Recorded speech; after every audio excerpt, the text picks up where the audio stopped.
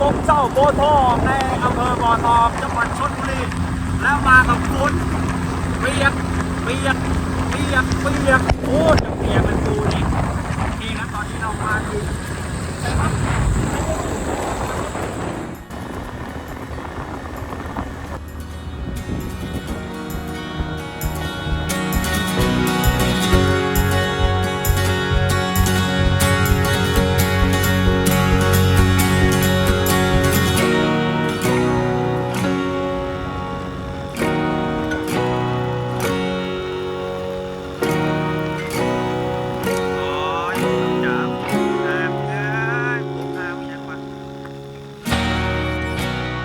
จะไม่ต้องหยุดรถนะครับเนี่ย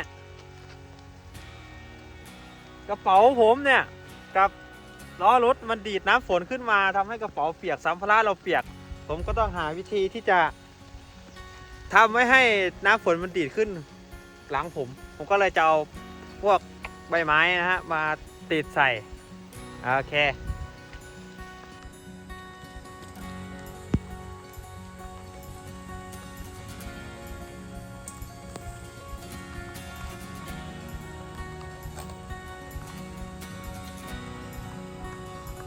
จัดไปเลย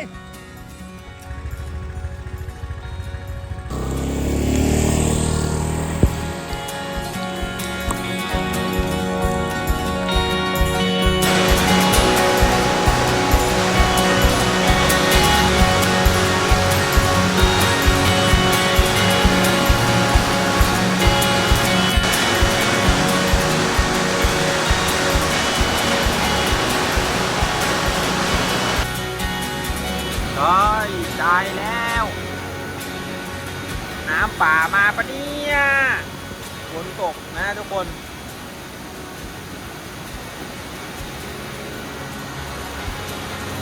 ฝนตกครับน้ำตก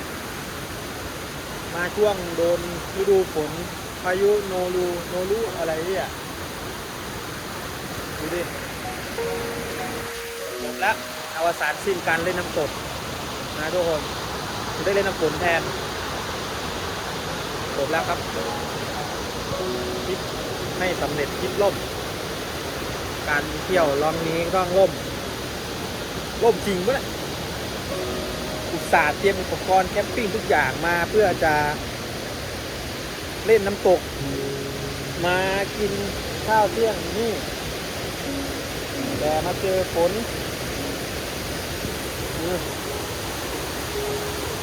ผิดหวังนะ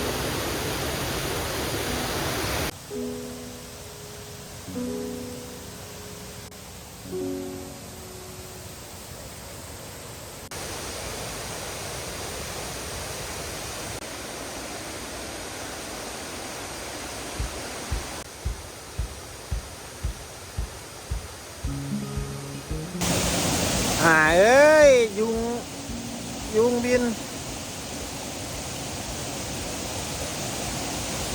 บินเข้าตาโอเคกูหน่ายกูเบื่อมาชี้แดงเลยกูมาเจอน้ำตกกูเล่นน้ำฝนมันต้องมีรอบแก้มือนะผมไม่ยอมแค่นี้แน่แมลงก็เยอะ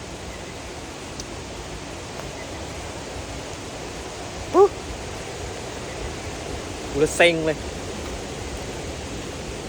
เซ็งจัดเลยพี่น้องกะว่าจะมาเที่ยว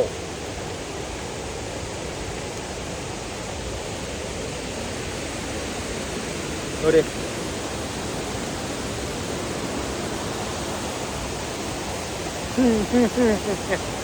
เป็นไงครับน้ำป่าไหลหลากตอนแรกที่คิดไว้นะถ้าฝนไม่ตกผมจะไปแคมป์ตรงนั้นอ่ะเอาทำกับข้าวอะไรกินตรงนั้นแต่ทีนี้ฝนตก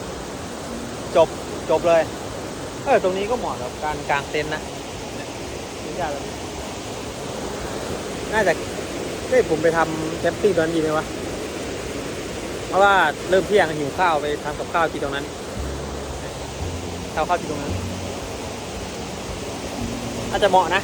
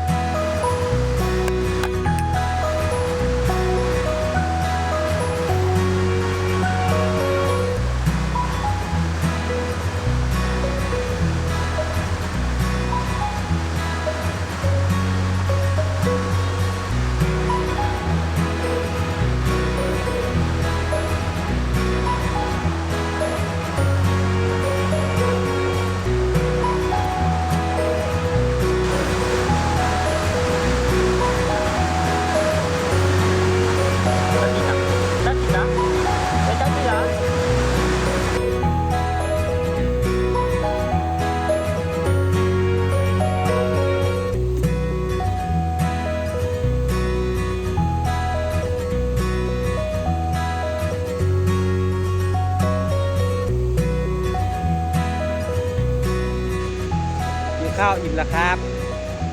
ก็กินข้าวอิ่มว่าจะดิฟกาแฟจะกินกาแฟแต่อุปกรณ์คือมีครบเลยนะอุปกรณ์มีครบขาดสิ่งสำคัญก็คือลืมกาแฟไว้ที่ห้องก็นั่นแหละครับไม่กินกาแฟยังไงก็วันนี้ก็คงต้องได้กลับเพราะว่าน้ำตกเล่นไม่ได้แผนวันนี้ก็คือจะไม่เล่นน้ำตกอยู่แล้วแต่พอฝนตกน้ำขุ่นน้ำสกปรกไม่ใสมันก็เล่นไม่ได้เราก็ต้องเดินทางกลับ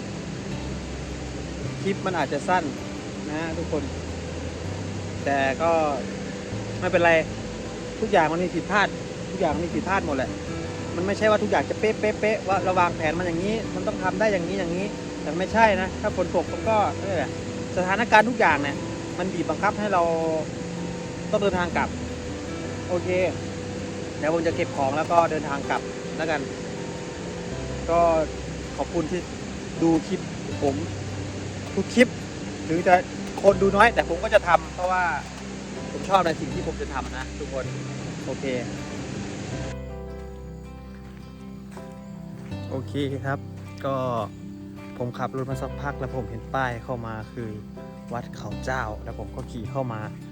ผมไม่คิดว่าที่ตรงนี้จะมีอะไรที่สวยขนาดนี้นะ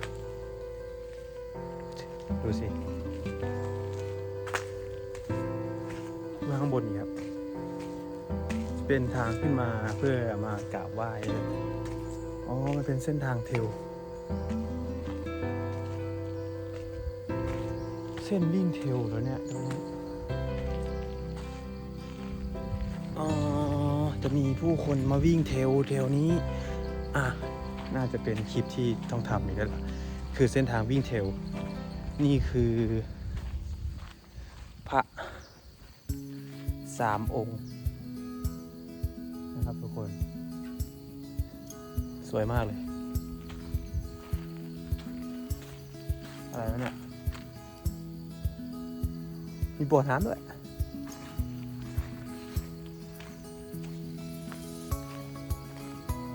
ดูสิ